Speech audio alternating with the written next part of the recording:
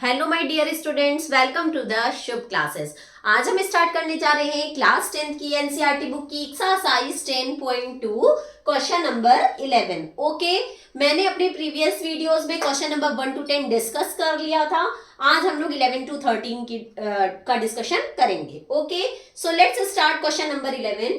Prove that the parallelogram circumscribing a circle is a rhombus. कह रहा है कि जो सर्कल के सर्कमस्क्राइबिंग पे ये पैरेललोग्राम बना हुआ है, मुझे प्रूव करना है कि ये रोम्बस है। तो सबसे पहले तो आपको पैरेललोग्राम और रोम्बस की प्रॉपर्टी पता होनी चाहिए कि पैरेललोग्राम क्या होता है और रोम्बस क्या होता है। पैरेललोग्राम में क्या होता है, पैरेललोग्राम की अपोजिट साइड्स इक्वल होती हैं। तो मुझे पहले से ही पता है कि ये पैरेललोग्राम है। That means A B equal है सी डी के, ए बी इक्वल है सी डी के एंड ए डी इक्वल है बी सी के। ये मुझे गिवन है, क्यों? क्योंकि ये पैरेललोग्राम गिवन है और पैरेललोग्राम की अपोजिट साइड्स इक्वल होती हैं, because opposite sides of parallelogram are equal.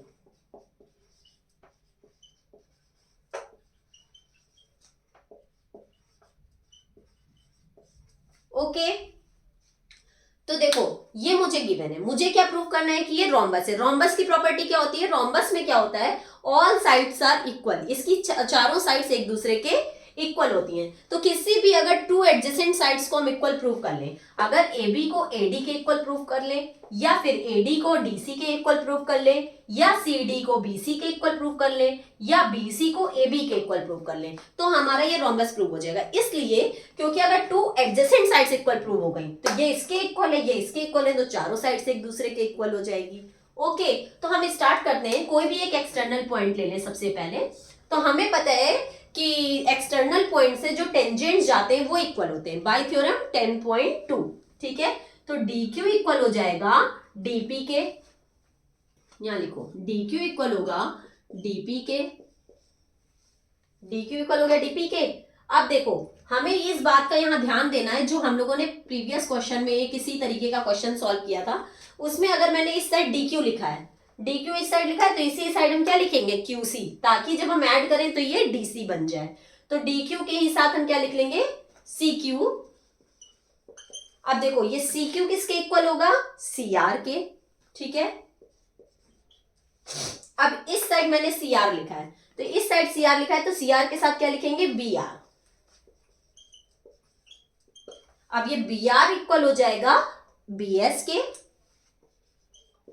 अब इधर मैंने बी एस लिखा है, तो बी एस के साथ हम क्या लिखेंगे, ए एस, तभी ऐड होगा, ए बी होगा। बी एस के साथ A S is equals to, A S किसके इक्वल होगा, ए पी के। ओके, ये एक्सटर्नल पॉइंट से हमारे जो टेंजेंट्स होते हैं वो इक्वल होते हैं बाय थ्योरम 10.2। आप पूरा लिखना जो थ्योरम है आपकी, कि the tangents from the external point और to the circle is always equal. ठीक, जो भी आपकी थ्योरम है वो पूरी लिखिएगा। अब इनको हम ऐड कर लें, ये इक्वेशन 1 थी, ये 2, ये 3 एंड ये 4। तो एडिंग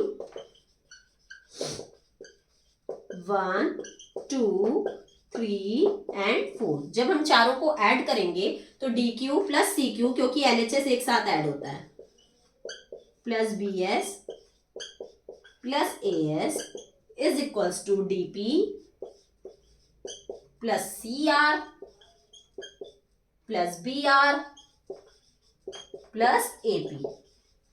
ओके, मैंने एलएचएस को एक साथ ऐड कर दिया एंड आरएचएस को एक साथ ऐड कर दिया। अब देखो D Q plus C Q, D Q plus C Q मिलके क्या बन गया, C D plus B S plus A S, B S and A S मिलके क्या बन गया, A B is equals to DP plus AP, DP and AP, तो DP and AP मिलके क्या बन गया, AD. C R and B R, C R and B R मिलके क्या बन गया, बीसी। ओके, इतना आया समझ में। फिर देखो C D plus A B, मुझे यहां पता था कि सी डी इक्वल है ए बी के, तो या तो आप ए बी की जगह सी डी लिख लो, या तो सी डी की जगह ए बी लिख लो, कुछ भी कर सकते हैं। तो अगर हम सी डी की जगह ए बी लिखते हैं, तो A B plus A B is equals to अब देखो AD प्लस BC, तो AD इक्वल्स था BC के, तो AD की जगह या तो BC या तो BC की जगह AD। तो अगर हम AD की जगह BC की जगह AD लिख लेते हैं तो ये हो गया AD प्लस AD। ठीक है, अब ये क्या हो गया 2AB, 2AB is equals to 2AD, 2 cancel हो गया, AB इक्वल्स टू AD आ गया, AB इक्वल्स टू AD आ गया। ओके, जब AB इक्वल है AD के, तो ध्यान देना यहां पे AB इक्वल है AD के, यहां पे गिवन था AB इक्वल्स था CD के, तो हम AB AD की जगह क्या लिख सकते हैं CD, AB इक्वल्स था किसके CD के, तो हम यहां AB इक्वल्स टू CD भी लिख सकते हैं।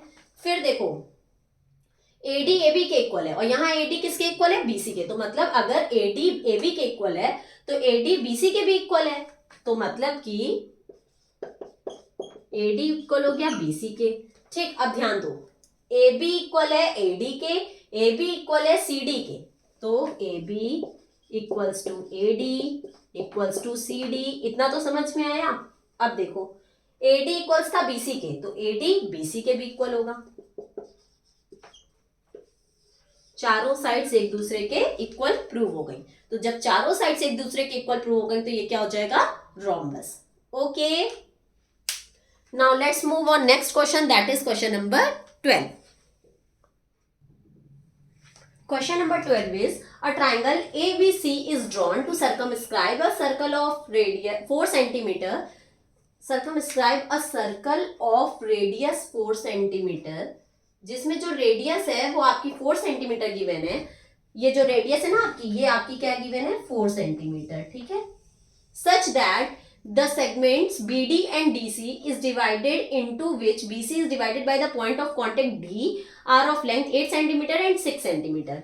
ठीक है, कह रहा है पॉइंट ऑफ कांटेक्ट पे जो D है उससे जो ये इसको BC को डिवाइड कर रहा है, इसकी लेंथ गिवन है 6 centimetre and 8 centimetre. Find AB and AC, हमें क्या फाइंड आउट करना है AB एंड AC। देखो ये क्वेश्चन थोड़ा लेंथी है बट इजी है, कॉन्सेप्ट अगर समझ में आ गया तो बहुत आराम से कर लोगे। तो सबसे पहले देखो इसका कॉन्सेप्ट क्या है, बहुत ही इजी कॉन्सेप्ट है, बहुत ध्यान से देखना। सबसे पहले तो हम इसको ऐसे ज्वाइन कर दें, इसको ऐसे ज्वाइन कर दें एंड इसको ऐसे ज्वाइन कर दें। तो यहां आपको दिख रहा होगा कि 3 ट्राइंगल बन रहे हैं, एक ये वाला बन रहा है दैट इज AOC, एक आपका बन रहा है BOA और एक बन रहा है BOC। ये 3 ट्राइंगल बन रहे हैं। तो अगर हम इन तीनों ट्राइंगल का एरिया निकाल लें, ठीक, तो वो किसके इक्वल होगा, इस पूरे ट्राइंगल के एरिया के इक्वल होगा। Got it. फिर से एक बार देखो, इस ट्राइंगल का एरिया प्लस इस ट्राइंगल का एरिया प्लस इस ट्राइंगल का एरिया, वो किसके इक्वल होगा, इस पूरे ट्राइंगल के एरिया के। तो मुझे इसमें 4 चीजें निकालनी है, एक इसका एरिया, एक इसका और एक पूरे ट्राइंगल का। ठीक है, एरिया निकालने के लिए मुझे क्या चाहिए, एरिया का क्या फॉर्मूला होता है ट्राइंगल का, 1/2 इंटू बेस इंटू हाइट। तो अगर हम इस ट्राइंगल की बात करें तो मुझे बेस भी पता है और हाइट भी पता है। ठीक, अगर मैं इसकी और इसकी बात करूं तो मुझे नहीं पता है। तो सबसे पहले हम इसको भी मान लेते हैं। देखो ये तो मुझे रेडियस पता ही है ना, पॉइंट ऑफ कांटेक्ट से पॉइंट्स को ज्वाइन कर ले। तो यहां जैसे पॉइंट ऑफ कांटेक्ट पे ज्वाइन है ना, तो 4 सेंटीमीटर है, तो ये बेस हो गया, ये हाइट हो गई। इधर करेंगे तो ये बेस, ये हाइट, इसमें ये बेस एंड ये हाइट, और ये तीनों क्या, ये क्या है रेडियस है, तो ये रेडियस 4 सेंटीमीटर थी, इसलिए ये भी 4 हो गया एंड ये भी 4 हो गया। ओके, अब देखो एक्सटर्नल पॉइंट से अगर सर्कल पे टेंजेंट बनती है तो वो इक्वल होती है बाय थ्योरम 10.2।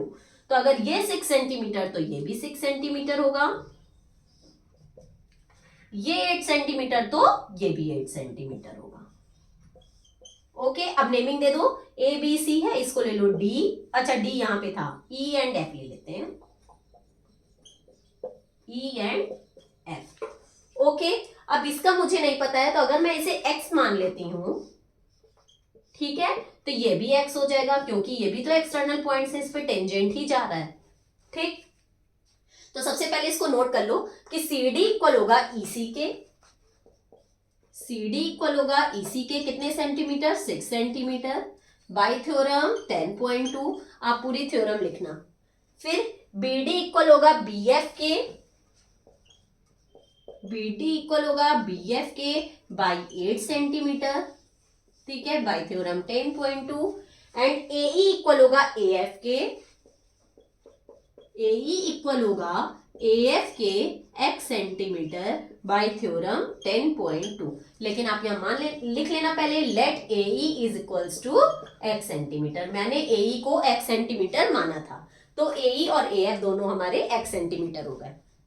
Got it? यहाँ पे आपका इतना चीजें कंप्लीट हो गया। अब हमने जो बताया कि तीनों ट्रायंगल का एरिया निकालना है और तीनों को ऐड कर देंगे तो वो बड़े वाले ट्रायंगल के एरिया के इक्वल होगा। तो सबसे पहले हम किसका निकाल लें? या तो आप अलग अलग पहले ट्रायंगल का एरिया निकाल लो।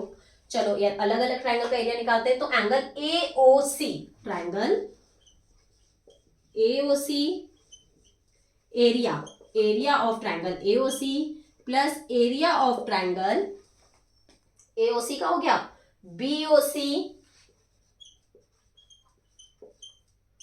Plus area of triangle BOA, मतलब एओबी। इतना आया समझ में? फॉर्मूला होता है 1/2 इंटू बेस इंटू हाइट। तो 1/2 इंटू एओसी, तो एओसी कहां है? ये रहा एओसी। इसका बेस क्या है? 6 प्लस एक्स इंटू हाइट क्या है? 4।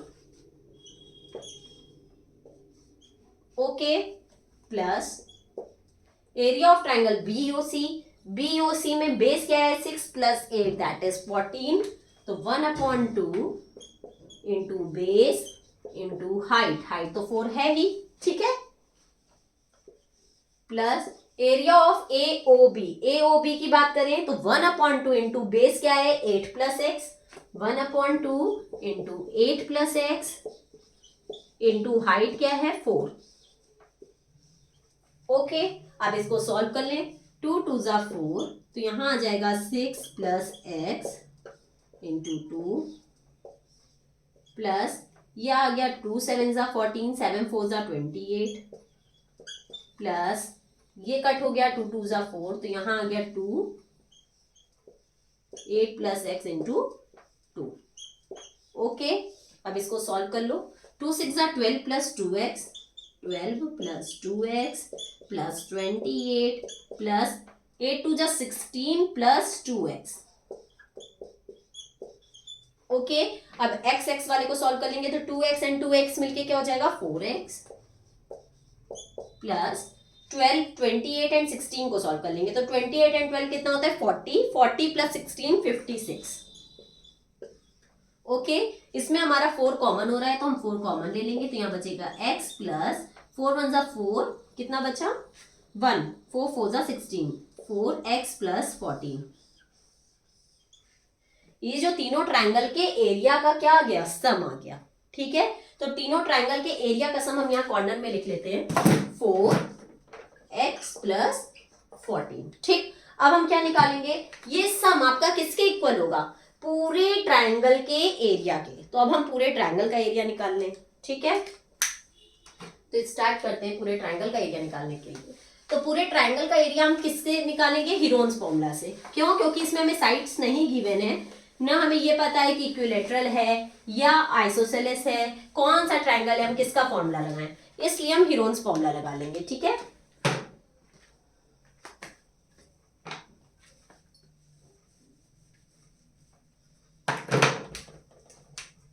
Bye Heron's formula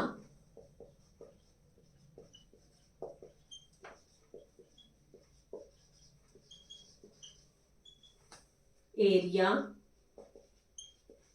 of triangle ABC is equals to under root S minus A, S minus B and S minus C, ठीक। ये फॉर्मूला होता है एरिया ऑफ ट्रायंगल का। हमें ABC तो पता है, मान लो A क्या है हमारा 6 प्लस एक्स, B क्या है 14 एंड C क्या है B 8 प्लस एक्स, ठीक। ABC हमारी क्या होती है? ट्रायंगल की साइड्स होती हैं, बट S हमें नहीं पता है। तो S का जो फॉर्मूला होता है वो होता है A plus B plus C upon 2, ठीक है, मतलब जो तीनों साइड्स हैं उनका सम। तो a की वैल्यू इसमें जो है वो है 6 प्लस एक्स, b की वैल्यू है 14 एंड c की वैल्यू है 8 प्लस एक्स। ओके, अब ये वैल्यू यहां पुट करो तो 6 प्लस एक्स प्लस b की जगह रखेंगे 14 प्लस c की जगह रखेंगे 8 plus x upon 2। 6 and 14 20, 20 and 8 28 plus 2x upon 2। इसमें देखो 2 कॉमन हो रहा है, तो हम जब 2 कॉमन लेंगे तो यहां आएगा 14 plus x upon 2। 2 2 cancel, answer आ गया x प्लस 14। ठीक, ये है हमारी s की वैल्यू। s की वैल्यू क्या आई है? x plus 14। ध्यान देना, s की वैल्यू आई है x प्लस 14। तो यहां रखें s की वैल्यू x प्लस 14। s की जगह पे रखेंगे x प्लस 14, फिर x प्लस 14 माइनस a की वैल्यू क्या है? 6 प्लस एक्स, लेकिन यहाँ माइनस लगा है तो ब्रैकेट ओपन होगा तो अंदर माइनस हो जाएगा। ठीक है, प्लस है तो फिर s x plus 14 minus b की वैल्यू क्या है? 14, फिर s की वैल्यू है x प्लस 14 माइनस c की वैल्यू है 8 प्लस एक्स। तो फिर से यहाँ माइनस लगा है तो अंदर का साइन चेंज हो जाएगा, तो हो जाएगा 8 माइनस एक्स। ओके, यहां तक क्या किसी को कोई प्रॉब्लम? नेक्स्ट देखते हैं, अंडर रूट x प्लस 14 जो लिखा हुआ था, ये देखो x और ये x प्लस एक्स में ये माइनस एक्स कैंसिल हो गया, तो 14 में से 6 जाएगा तो कितना आएगा? 8। ठीक है, अब यहां जाओ, प्लस 14 माइनस 14 कैंसिल हो गया, यहां सिर्फ x बचा। अब यहाँ पे plus x and minus x cancel हो गया, यहाँ 14 में से 8 जाएगा तो कितना आएगा?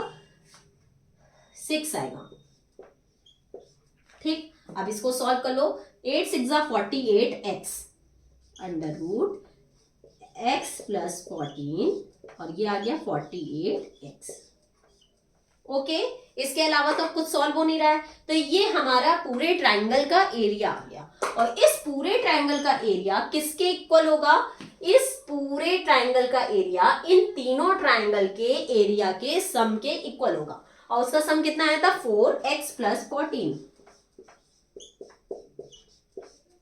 ओके, अब यहाँ रूट में है, यहाँ रूट में नहीं है, तो हम स्क्वायरिंग ऑन बोथ साइड्स कर देंगे तो रूट हट जाता है। स्क्वायरिंग ऑन बोथ साइड्स, ठीक है, तो यहां का रूट जब हटेगा तो ये हो जाएगा x plus 14 48x is equals to, इस पूरे का स्क्वायर हो जाएगा। भाई इसका स्क्वायर करें तो रूट हट गया, बट इसमें तो इस रूट है नहीं, तो हम इसका स्क्वायर कर देंगे, तो 4 का स्क्वायर होता है 16 और x प्लस 14 का स्क्वायर हो जाएगा। ठीक है, अब देखो ये भी मल्टीप्लाई फॉर्म में है, ये भी मल्टीप्लाई फॉर्म में है, तो हम या फिर ऐसे करो, ये मल्टीप्लाई में इधर आएगा तो क्या होगा? डिवाइड में, तो 48x को इधर ही रहने दे, और इधर क्या लिखा है? 16 x प्लस 14 का स्क्वायर अपॉन ये वाला x प्लस 14 मैंने इधर ट्रांसफर कर लिया, तो x प्लस 14 यहाँ 1 है, यहाँ 2 है, तो एक x प्लस 14 कैंसिल हो गया, केवल क्या बचा? 1x प्लस 14 बचेगा। ठीक है, तो हम ये लिखेंगे 48x is equal to 16x plus 14। ठीक है, इसमें ब्रैकेट को ओपन कर लो तो हमारी वैल्यू आ जाएगी 48x is equal to 16x plus 16 into 14 कितना होता है? 16 इंटू 14, 4 6 24 का 4 कैरी आया 2, 4 1 4 5 6 1 6 6 1 1 1 4 224। ओके, ये प्लस 16x है, इधर आएगा तो माइनस 16x होगा, तो 48x minus 16x is equal to 224। ठीक है, 48 में से 16 जाएगा तो कितना आएगा? 8 में से 6 गया तो 2 एंड 4 में से 1 गया तो 3, 32x is equal to 224। x is equal to 224 upon 32।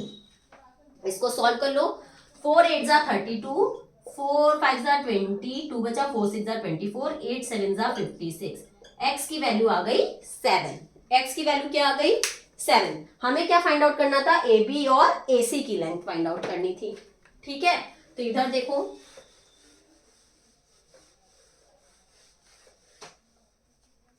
A B और ए सी की लेंथ फाइंड आउट करनी थी।